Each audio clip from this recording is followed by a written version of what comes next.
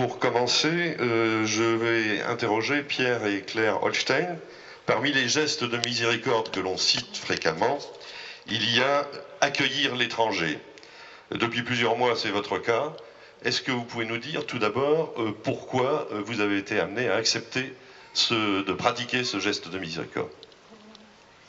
Il y a un an, suite à l'appel du pape avec l'arrivée des migrants, on s'est posé la question avec Pierre et puis très rapidement, on a envoyé un mail à la paroisse et à la mairie en disant qu'on avait quelques mètres carrés à partager. Et puis c'est par un autre biais qu'est arrivé une famille, un couple de réfugiés avec leur petite fille de 3 ans au mois de novembre. Merci. Alors je suppose que ça ne s'est pas fait sans bouleverser vos vies.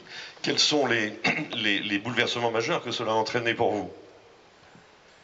C'est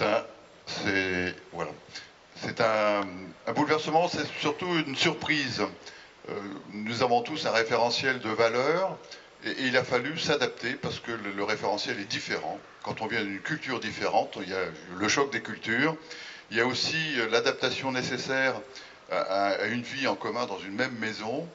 Et derrière tout cela, nous avons mis un peu de temps, mais on s'est aperçu que les mètres carrés, c'est nécessaire, mais absolument pas suffisant.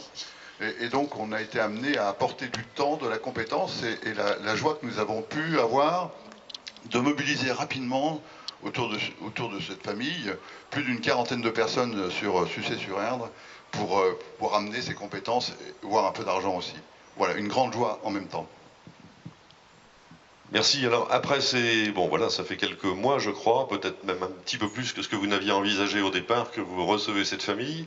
Je suppose que de temps en temps, vous en reparlez à la fois ensemble avec elle, mais également entre vous deux, et peut-être avec d'autres amis.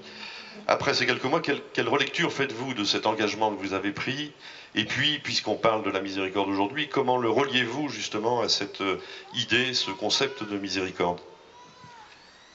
Je crois qu'on a surtout beaucoup de fruits.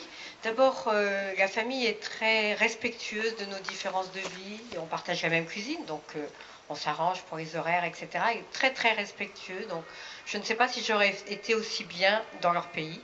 Voilà. Et puis la grande joie surtout, c'est le fait qu'on se sent beaucoup plus maintenant sucéens et accueillis au milieu de personnes qu'on n'aurait pas rencontrées autrement, qui ont donné du temps pour trimballer la maman, qui ne conduit pas parce qu'on est très éloigné.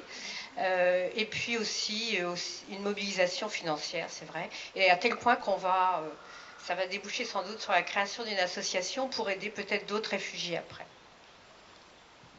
Merci beaucoup. Alors, on va continuer.